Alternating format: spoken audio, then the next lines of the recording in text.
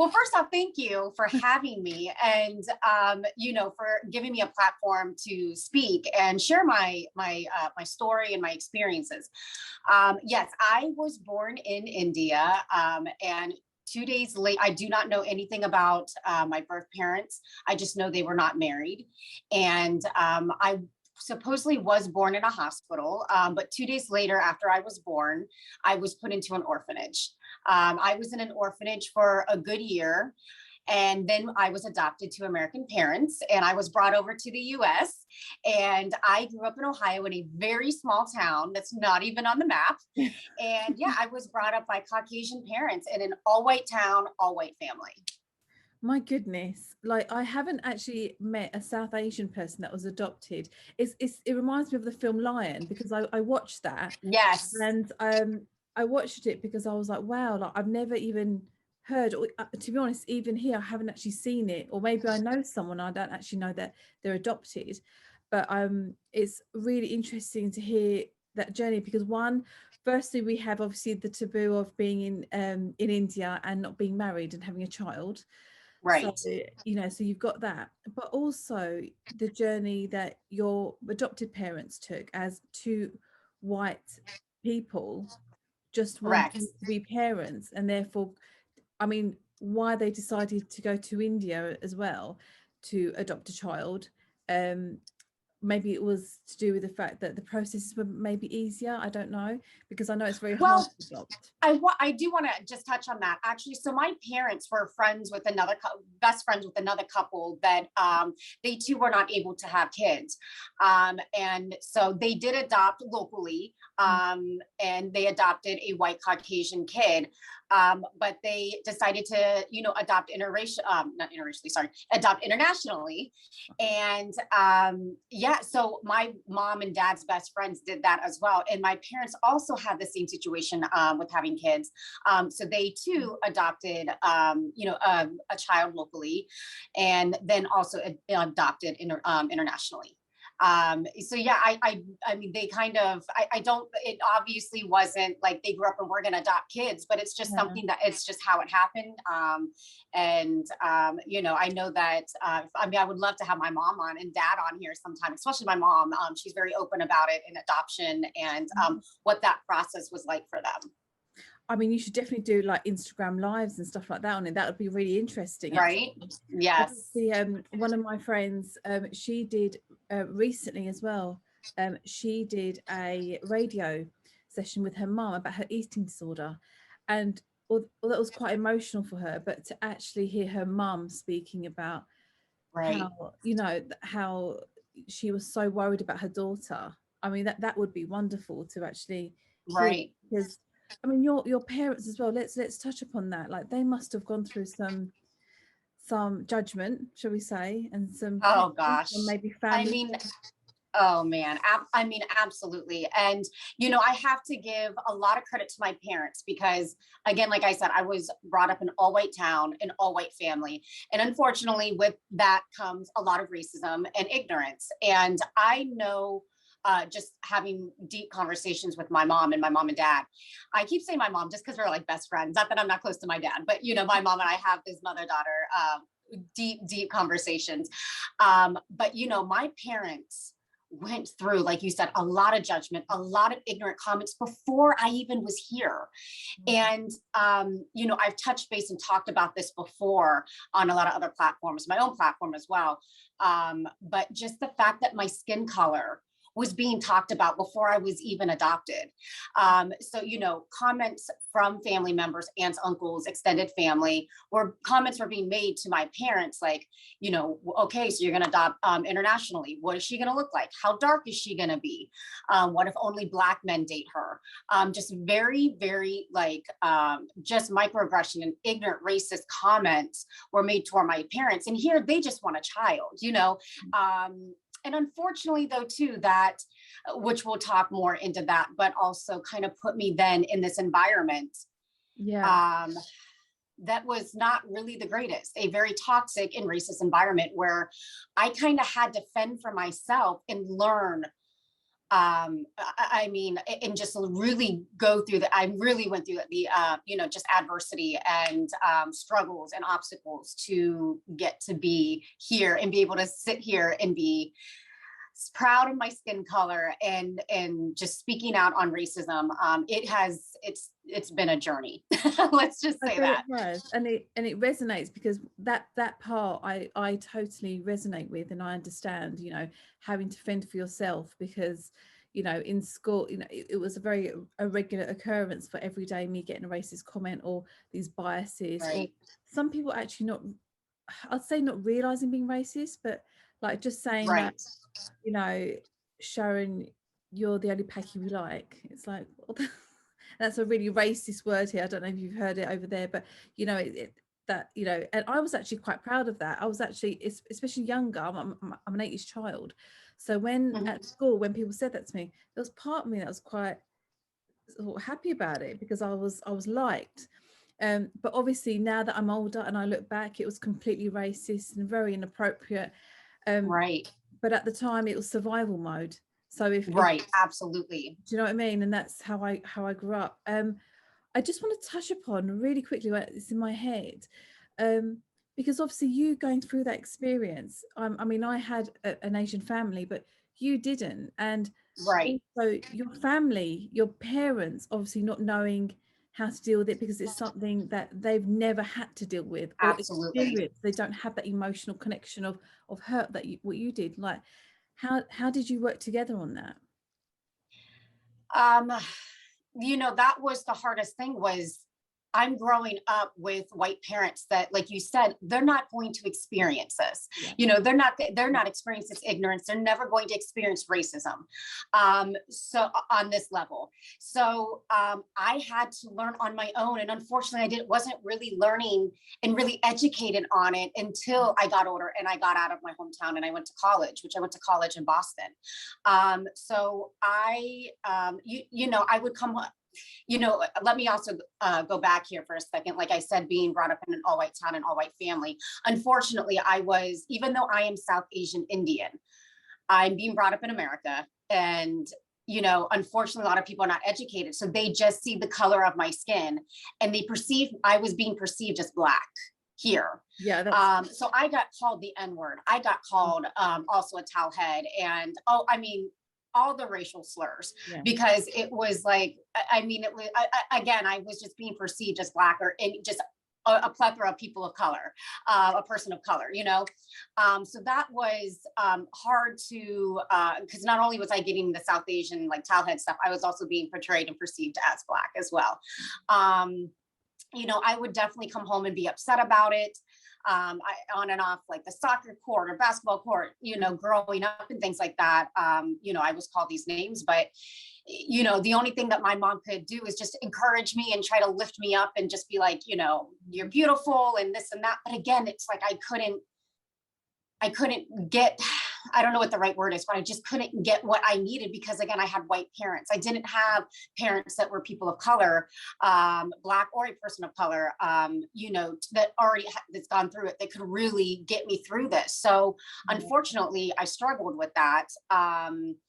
You know, I've now that I'm older, I'm actually in therapy to kind of help me, I guess, heal the younger Trishna, if that's the right way to say it. You know, there's a lot of healing I know that I need because I have a lot of anger. And a lot of the anger is, unfortunately, and I know this may not, people may not understand this, but there is a part of me that's a little upset with my parents, even though I know I'm blessed and I'm, you know, so thankful that they adopted me and gave me this life because I wouldn't, you know, have these opportunities. I wouldn't be sitting here with you getting to talk about this stuff. But there's a part of me that's a little resentful being put in that situation in a toxic, racist environment and kind of having to just go through that. There's a part of younger Trishna that's a little mad, but then there's also a younger Trishna that's mad at myself for not speaking up enough. I think like when things would happen, certain situations when I was younger that happened, I just get embarrassed and I wouldn't speak up. You know, I kind of stayed quiet because again, none of my other friends were going through this. you know, they weren't going through these racial experiences or being called names because of the color of the skin. They weren't being told they couldn't they couldn't go be dated because of the color of their skin.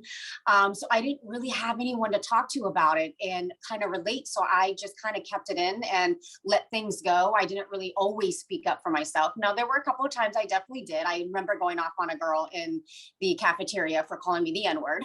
But yeah, I mean, there's a lot of trauma, and I know now the younger Trishna is starting to heal, and I'm working on that. Right, that's fantastic, Trishna. You know, you're totally not alone. Even with women that have South Asian, I mean, you did go through more, but there are, you know, women out there, South Asian parents that are still mad at their parents as well because of not having that protection, Right. having to go out there in the big wide world and not understanding that, you know, we should actually appreciate the fact that we've got a white friend, or actually, you know, feel privileged that we have a white boyfriend. Do you know what I mean? You know, there's those sort of kinds of traumas as well. But also, I think, you know, when you say about it's a little Trishna, I think there's a little Sharon as well. There's an 8-year-old Sharon. That's how I was like, there's an 8-year-old Sharon that I just wish, you know, when you think like, what would I do? What would I say to my younger self? I would just give her a hug. Wouldn't you? Yeah. I would just give my No, 8-year-old. I'm like tearing up right I now. know. Well, when you said it about like healing and stuff, I just thought, Right. you know, like I think every South Asian girl, you know, should be going through some sort of counselling, because just having that Absolutely. experience of racism and feeling, you know, like when I started talking to my white friends, and they were saying, you know, they understand and sympathise. Obviously, they can't. And the way, because obviously the Black Lives Matter movement was huge here, like that really catapulted some conversations here, some conversation that got really serious. And I remember talking to my partner, and I was saying, you'll never know how it feels. And so he goes, well, I do, because I'm a skinhead, he used to say, and I used to walk down the road and someone would shout something at me and start a fight with me. I was like, hold on a second. I was like, that would have been maybe once or twice, but to be worried every single time you leave, Just to walk outside every single day knowing, am I next? No, yeah, I could die because of the color of my skin. Yep. Yeah. You know, and yep. Yeah, so I do. My 8-year-old self, I wish I could hug her and say, it is going to be okay. You just do have to go into survival. Because did you not find you're constantly in survival mode? Listen, you know what? That's one of the biggest. And you're constantly fighting for yourself and for your people and for Black and brown people. And that's actually one of the, I have a lot of great Black and brown friends and white friends as well, that we have these deep political conversations. And actually that was one thing one of my friends said, one of my Black friends actually said to me, he was like, you have been surviving and fighting since the day you got here. And I was like, man. And he's like, and whether you knew it or not, you've been surviving and fighting since the day you got here. And the day that you were born, the day that you came to America, you've been surviving and fighting. And that like really like clicked in. I'm like, oh my God, like that he's right. He's right. So yeah, I feel it. I feel what you just said. Yeah, no, I totally, you know, and it's nice, and this is why I do this, because I think everyone should be in therapy. Everyone should be talking about the racism they have been subjected to, and also the people around us, because I've got friends and you've got white friends, but even when I was younger, the amount of comments that they made, and I think they knew they were being inappropriate. I'm not sure if it's racist that they thought, but it was totally racist. And again, it was sort of, when you say you were battling with everyone, I feel like I was even battling with the people I loved. Right. And, and again, just going back to being adopted in an all white family, I was in a family that kind of, made fun of my culture. And for me being younger, I kind of just added to that. I added to the fun jokes and making fun of myself Yeah. or, our culture or my skin color, because Survival then mode. I was Survival laughing mode. then I would laugh with everyone. Yeah. Unfortunately. And I had many ignorant comments from my family members, like especially when I got my nose pierced. Like that's a huge Indian, Yeah. tradition to do, and I got that around when I was 18. And I had family members like ask my parents, "Well, why does she have to get that? She's American. She's not Indian." That's what my Yeah. family members are saying to my parents. And like, no, I am American, but understand our definition of America and American is different. They think America means white. Yeah. The definition for me for America and American is diverse, Yeah. and a diverse group of people, of cultures and religions. So yes, I am American, but I am South Asian Indian. And even though I'm being brought up by white parents, Caucasian parents, I still love being a part of my culture, and which is from India. And I love to still be a part of the traditions and learning about it. So that definitely made a lot of my family members uncomfortable, which is, Yeah. insane to think, but it's really not, I mean, we're talking about identity now, aren't we? I mean, for you being Indian and obviously knowing straight away from the moment that you stepped foot as a baby in your mother and father's house that you were different, but also the fact that you had an identity. And I mean, did they talk much about your identity? Like, I mean, it sounds like you're a bit conflicted, when you was younger. There must have been a confliction there on who you actually were, because obviously you have a heritage which is Indian. right. So I'm just wondering kind of how you learn to sort of love Trishna. I have to say one thing though, and I'm talking about when I talk about family members, like I said, it's more extended aunts and uncles that didn't understand that. But my mom and dad were amazing. My mom and dad never tried to whitewash anything or say you're American now, so wear American clothes or westernized clothes. My mom put me in and bought me the Indian bangles and bought me the Indian saris when I was younger and dressed me up in them. And in fact, I remember specifically a time my mom had found out there was like some Indian choir, like kids choir coming to our area. And again, I'm from a small town, so there's not much around where we are.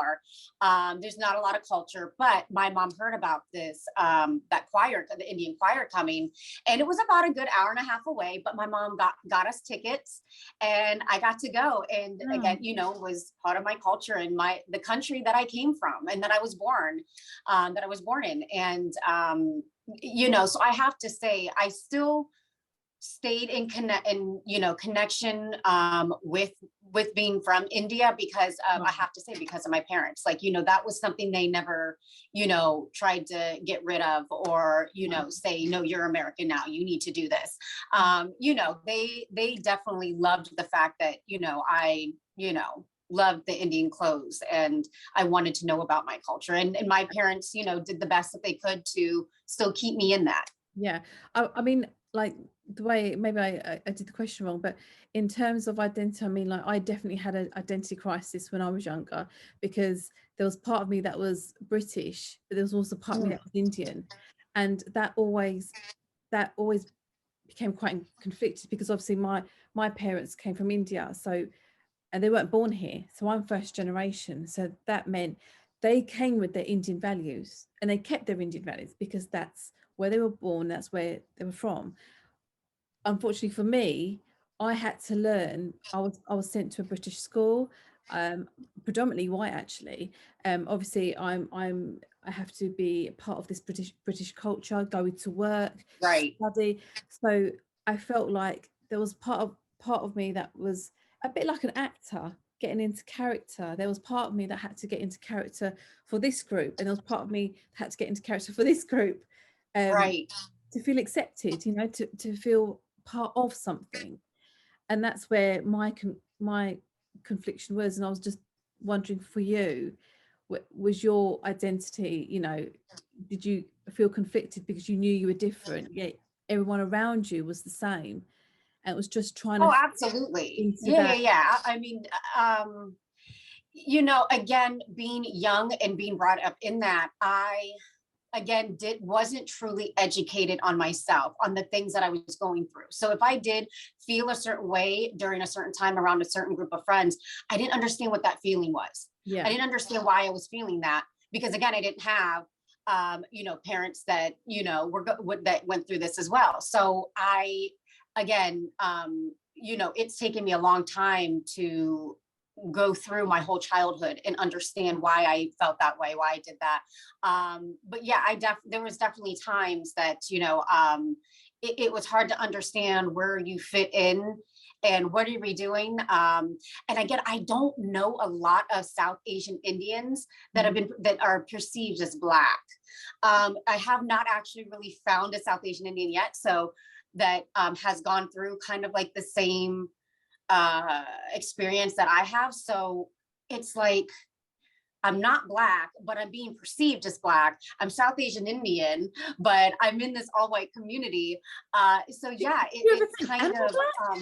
Did you ever think, say that again? did you ever think, am I Black then? Like, if everyone's, do I you know? never, no, because again, I know at the time, no, I didn't know fully the education wise of everything, but um, I, I don't really know what I felt. I think I just kind of felt like I was being lumped in with, Mm. you know, in this black box, Yeah, I you know, think, unfortunately. And uh, yeah, I think as well, like, that's one of the things that I felt hard. I felt growing up as well. I never knew the words for things. I just had that, you know, that feeling of unease and that feeling of danger and that feeling of, right. like, what's that called? Again, I don't know what that is, but again, this is something that probably Survival. maybe survival, but you know, that feeling where you know something is wrong, like, so, you know, um, have you ever had like a radar where you walk down a road and there's a Right. group of boys? It's your intuition Yeah, that yeah. something's wrong, something's not right. But Um, you have because of your experience and your gut feeling, you know that group of boys, something's going to happen. There's going to be a comment. There's going to be a shout. There's going to right. be something, and that feeling when I had growing up as an 8-year-old, because where I lived, it was quite a racist area, Mm, where I was, and again, like, I had this feeling, this constant the feeling of unease, and I knew when danger was coming. Do you know what mm, I mean? I don't know if you felt right. like that as a child, going through like the traumas that you have done about people Right. discriminating against you and stuff. I just want to add to that. I remember specifically this one time my mom and I and my brother went out to eat. And again, my brother is white. He's Caucasian. Again, he was adopted locally. It was the three of us out and we went out to eat. And I remember I had, again, I was little. I think I had said, we were at the booth at the table eating, and I had said something like, "Mom, blah, blah, blah, blah, blah." And this guy that was sitting like a table overheard me calling this white woman my mom. And he made a comment and actually came up to my mom and said, "She shouldn't be calling you mom. Like, that's not your daughter." No Yes. way. And again, I was really young. I don't understand racism at this point in time. I just knew, like what you said, there's something wrong. There's People. something going on. Yeah. Someone doesn't like me. Um, and again, it starts to form that you know you're less, Yeah. that you're an issue and that you're less. And that has been, oh my gosh, like it's from little to even now, that feeling of just you're less, we're less, Yeah. you know? Yeah. You know what? It's that when you say less, it's like that animal in a cage sort of feeling, Right. isn't it? You know, when you're going into a zoo and you see like an animal in a cage, like, you know, that I don't know, like that feeling of like that feeling of caged, being closed, being being set apart, being separate Mhm. from everyone else, that all you want to do is just be accepted, and just, yeah, just be accepted, Right. just be left alone as well, Mhm. you know. Right. Right. So what do you think, like, going through the traumas that you have done, what, this is a question, what do you think the worst thing you did, you know, not knowingly, but you did as a South Asian woman trying to fit in? What's one of the worst things you can think about that you did? Um, I would say probably the worst thing that I did growing up would have to be, I do remember there's two things. One, making fun of my culture to please other people, make fun of my skin color or who I am to fit in. And two, I remember one time actually praying to God and wishing that I was white. And Mm. that's what's really the little Trish. I'm mad at the little Trishna for ever, hating the skin color, because this is what we have. And this melanin is so beautiful. And in fact, I would say the majority, the mass of the people would kill to have this skin color. And here I am, asking God, like, I wish I was white, because then everything would be so much easier. Then men would date me more, there's a part of me that's just like really sad for my younger self that I went through that. However, I'm also, as much as it's been hard, and like you said, we've been surviving and fighting, since day one, I'm also the person I am and the woman I am because I went through all that stuff. We can now be a voice for other little kids, Black or brown, that are going through this as well. And we can, encourage them, inspire them that, it gets better. Yeah. We can give them, people like us to look up to. Because again, we didn't have that No. growing up. We didn't have representation. I know you and I talked about that before, which is one of the biggest things that kind of went viral for me, is a post that I talked about representation, which I'm sure we can now snowball into this Yeah. topic. But Yeah. we didn't have representation. Especially for America and stuff like that. When I grew up, there was no South Asian Indians on the TV or in magazines. And if there was anything close to it, it was Princess Jasmine, which she's a Disney character. A very light-skinned character. Yes. And again, not technically South Asian Indian, No. More Arab, right. So it's like, growing up for me, I only really had Black women to look up to. And I say this all the time when I talk about this, but, I give Black women so much credit, and I thank them for giving me, someone to look up to and to aspire to, and to embrace the color of my skin. Because again, I didn't have, there wasn't any, unfortunately, South Asian Indians, You know what I found media. hard? When I did find, well, where through my life where I was trying to find my tribe, that's what I call it. I'm trying to find my tribe. It's taken me a long time. One of the hardest things that I when it comes to representation is when I did meet a South Asian, say, girl, woman, their values were different to me. And that's how another thing I felt so different, because Right. here I am with another South Asian girl, and she's very much, with the traditional kind of, what are you wearing? It's like, it's just arms. Right. They're just arms. It's just a sleeve Right. t-shirt, right? But no, why are you wearing that? And it's like, again, that was another thing. So that was another sort of level of conflict I had, that although we didn't have the representation, but Right. there was no one out there like me.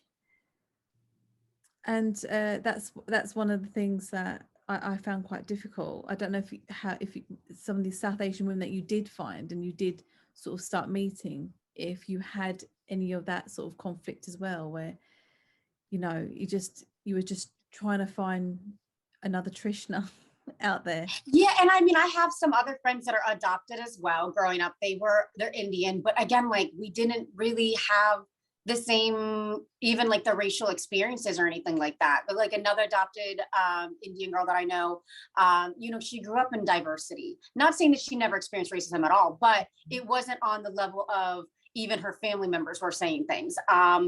You know, so like you said, it's kind of hard sometimes to even connect with some of our own because again, it's so different. And you know, and that's okay too. You know, we all, you and I, you know, are in two different countries, you know, in different environments and everything like that. And we have different stories and different experiences. And that's, you know, that's okay too. But yeah, it was definitely hard. And I want to say one of the biggest things that happened recently, and I'll go back to the viral post that I wrote, which I think is how you found me, right? Yes, definitely. Yes. Absolutely. Beautiful. Absolutely. I just thought, I suddenly looked at it, I was like, oh my God, yes, that's, yes. I want that for me. Yeah.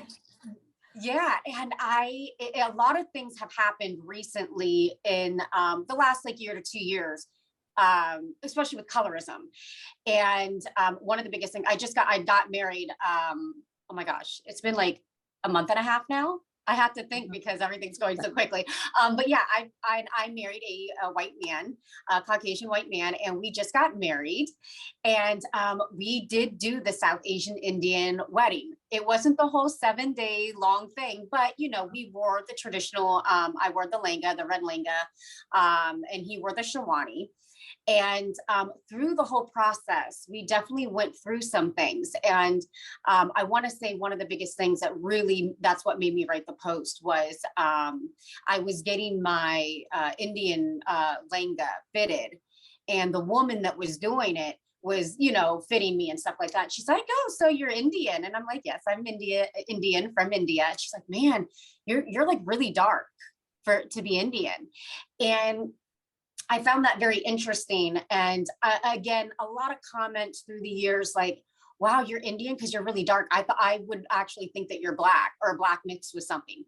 And I feel like we just force South Asian Indians, we don't really represent and put in the media and in TV shows darker skinned South Asian Indians. So the mass people think that a lot of the Indians are more lighter skinned, you know, which is, you know, in our country is considered more beautiful, more better, you know, they market better. They're more beautiful, blah, blah, blah. And they are, but, you know, India is such a Indian community, but India is such a big, diverse shades of brown. And I feel like we only, you know, put in these light skinned Indians and we don't represent and put these darker skinned Indians in there. So then when people see me, they're like, oh, you must not be Indian. You're too dark to be Indian, you know? I just kind of think as well, that woman that was measuring you, right, knows what it's like. You know, I believe that every single person of color in this world knows what it's like to be discriminated against, and the fact that she said that comment without even thinking just shows right, the internal racism that we're dealing with. Right, the colorism. Yeah, exactly. You know, like, okay, she said that, and I believe she felt she could say that because she's not racist, she's Indian as well, right? How could she be racist? She actually was Middle Eastern. Oh, really? Was she? Yeah, she was Middle Eastern, but still, it's like, yeah, like, you know, again, like, you know, she would have probably been accustomed to some sort of discrimination that she has faced. Like, right. I don't, you know, so there's that sort of like, sorry, internal kind of, again, conflict that we have to, right, you know, deal with on a daily basis. Something I really wanted to touch upon was obviously you're in an interracial relationship. Right. And congratulations on your marriage. Thank you. So tell me about some of the conflicts that come with being in an interracial marriage or relationship. Right. So yeah, I met my husband at the time, again, my boyfriend. I was 18, 19 years old. We both met in college. We both went to college at Berklee College of Music. We're both musicians, singers, actors. And yeah, I have to say it's been, I think, very eye-opening for him. Again, being a white man, he doesn't experience you know, he's never going to experience racism. He doesn't really experience racism. So to date me and get the comments of, you know, just that we shouldn't be together, or, you know, I think a comment was made to him, well, how dark is she? You know, so there's definitely been those comments. But let me also go actually towards more the fact of me dating a white man. For me, I've gotten a lot of comments and discriminatory, there we go, Yeah. comments. It's like, I know that word. Make words up. It's good. We know it's good. You know, I've gotten a lot of hate for the fact that, oh, well, you speak on racism, you speak on colorism, but you're dating a white man.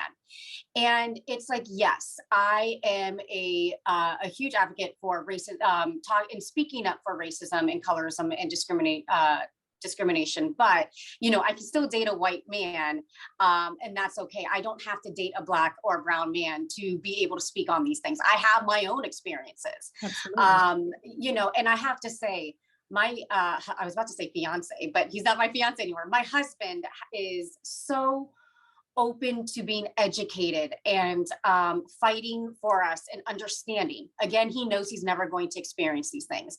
In fact, you know, a couple of days ago, I actually called him because I had a police car. I could definitely tell they were, you know, following me. And it made me feel uncomfortable because I'm like, I know I'm not doing anything wrong, blah, blah, blah. So I called him just to say, stay on the line.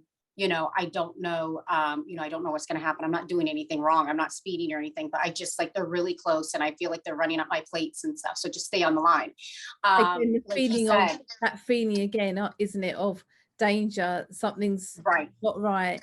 There's a feeling, that survival feeling that, you know. Yes. And he said, he's like, I absolutely hated that call that I got, but he's like, I'm sure it was 1,000 times worse for you. And, you know, he's, you know, he is doing everything that he can to understand as much as he can to be able to speak up for us as well. We do need white allies. And he's definitely not silenced. You know, last year for America, it was rough, you know, not just because of COVID, but the, you know, Black Lives Matter movement.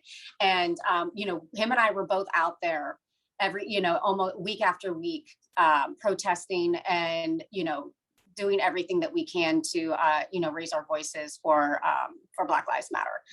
And, you know, I obviously would not be with anybody that doesn't understand or respect us as Black or people of color, but also understand me and willing to listen and educate themselves, you know. So there's never been a conflict where he might have said a comment inappropriately and you've had to educate him and say, look, you know.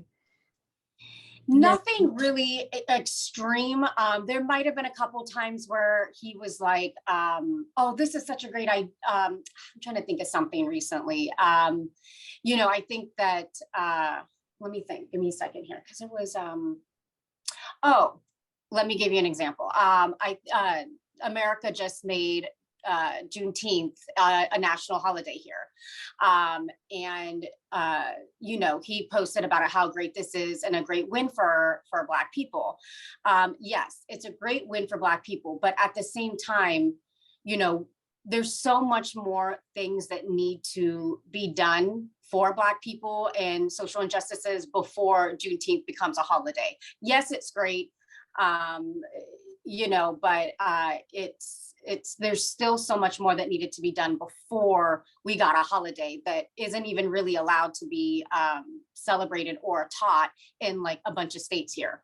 So, and he was like, oh, okay, like I guess I get that. So there's some things where, I mean, I'm trying to think of a time where I felt like he said something out of line, but I have to say for the most part, he knows when to sit and listen. He knows when it's time to speak up. And, you know, I think that for the most part, he does very well. and has there been any sort of situations where a family member has said something very inappropriate, or his family or your family, and he has, as you say, stayed silent? Oh, no. He absolutely is. He gives me my turn to speak first, but then he's like, okay, can I speak? Because he's like, this isn't acceptable. I think even recently, the other day, yesterday, actually, on social media, something was said, and I said what I needed to say. And he came on as like my husband and was like, here's the thing, I'm a white man. And so now I'm going to educate as well. Because he's like, we need to hold our race accountable. And I'm going to speak up and let my race know, which his race, the Caucasian race, that, this isn't okay. This is not acceptable. So no, he definitely speaks up. He definitely doesn't, he's not one to sit back and, allow things to happen. Absolutely not. No, no. Excellent. So something I did want to touch upon as well very quickly was you were saying you have an adopted brother as well who is white. Right. So has he also been in situations where he's also had to sort of not stayed silent and also fought your corner as a brother, but also as someone who is white, and as your husband says, we need to keep our race accountable? Has there been Right. situations where you two have gone out and stuff? And I think it's very, how do I say this? It's, I think, hard sometimes for white folks that are in small towns to speak up, because when you speak up, that upsets the neighbor that you've known and lived by your entire life. It upsets your church folks that you've been sitting in church for since you were little. It upsets your whole town, then everybody has known you since you were, little. So I think it's hard for sometimes white folks to, even though they want to speak up, they're scared because they, are going to lose friends. Obviously, I'm okay with losing friends over racism and social injustices and this and that, and speaking up. But I think for, some of them, it's hard. And I will say that within the last couple of years in educating my parents, and I think also my brother opening his mind as well, that this is not the time to be silent anymore on, racism and ignorance. Like, if, at this point, if you're silent, you're just adding to the racism, and the issue that we have. It's not enough to be silent at this point. You have to speak up. You have to, and again, like you said, like they adopted a, a daughter, a girl from India, and yet she's been perceived as Black her entire life, especially where she grew up. So at this point, you have to speak up. Like, if you're not speaking up, what are you doing? What are you doing? Yeah. So I from what I know too, that is my brother is definitely speaking up as well. I think it's taken a lot of them a moment to kind of catch up with me. I was in my 20s doing this, like, when I was like 19 and 20, I started to really start speaking up, and that ruffled a lot of feathers in my hometown and in my own family. And even my parents were like, I don't know. I think these people are going to be mad at us. You said this, you said that. And and I'm like, I didn't care. But to them, does that make sense? No, it totally makes sense. Am I making sense? Yes, it's totally making sense. It's like, to be honest, I was in a situation recently, and it was an inappropriate comment again, in front of my children. And I didn't say anything. And the reason I didn't say anything was, one, here goes Sharon again. And I didn't want that. I've also, yes, I get that all the time. Here goes Trishna again. Yeah. And also, I kind of there's been a reputation that I have, that because I have spoken up before, that I maybe have a chip on my shoulder. I have anger issues. I'm an angry person. You're too sensitive. And in that moment where something happened recently, I didn't say anything, because you know what, Trishna, I'm exhausted. I'm tired. I'm tired of constantly having to fight and having, Absolutely. And at that moment, I have a 6-week-old second child now, and I'm surviving on 2 hours of sleep a night. It's sort of my turn on the night shift tonight, sort of getting up in night, and I'm just absolutely exhausted having to keep fighting. And so in that moment, I just didn't. And it don't, my first reaction is to, right. I'm 38 now, and I've been doing it for 38 years. And there is just some moments that, and it looked like that at that moment that, well, you was okay, you didn't say anything. I was like, because I'm just tired of keep saying something, you know. Right. And it 8 year old. starts something, it starts drama. And like you Yeah. said, then it's like Sharon's being too difficult, I she's mean, too yeah, sensitive, yeah, and and you're it would have so been, loud about yeah, everything. and it would have been in front of my children as well. So Yep, again, that's another thing why that's a huge thing. I didn't. But actually, that probably was half, but the other half is just I'm absolutely exhausted as Right. to do it. Right. Um, And you know what, Sharon, I think at this point too, we're exhausted. yeah, And I made a point the other day on social media to say, I don't have to do this anymore. I don't have to be friends that, that at this point, be friends with people that don't get this. It's 2021. You have had enough time to educate yourselves. We shouldn't even have to educate you, but at this point in time, if you're not getting it, I don't have time for you. You don't deserve my energy. I don't care if you're friends with my parents. I don't care if, you've been classmates with me. I don't care if you've known me since I was little. I am done. I am done with the ignorance. And, it's interesting, just some of the things you just said. I recently had an issue with somebody that's friends with my parents. mm, And of course, it was the whole, she kind of had her white fragility. She was very defensive, and me calling her out on a comment that was horribly, racist and hurtful to Black and people of color. And I nicely actually did it nicely, commented and educated her on the comment that she made, that how it was hurtful and not acceptable. And of course, she got really defensive, upset. It became a huge snowball. And then what she did was, instead of saying sorry to me and just listening to what I had to say, which I was being very nice about it actually, she went to my parents, and this person apologize to my parents, because to me, and I talked to my parents about this, I think that they value my parents more than they value me. They can say whatever they want to me. They can be, as racist as they want to be. When I educate them on it, instead of saying and apologizing to me for what they did, they apologize to my parents, because again, they value my parents more because they're white. you know That's what? how I look at it, That no, unfortunately. that's how you look at it, because that's how it is. How it is. Yeah, Yeah. that's Yeah. why. Yep.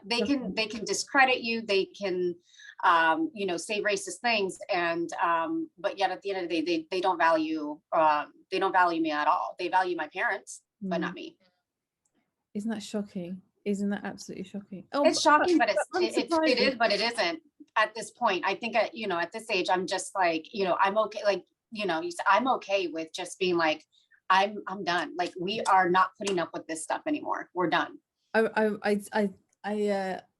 I'm not friends with somebody now, over a lot of things, but one of them was because of some racism, but that wasn't actually the tipping point, actually, which is what bad.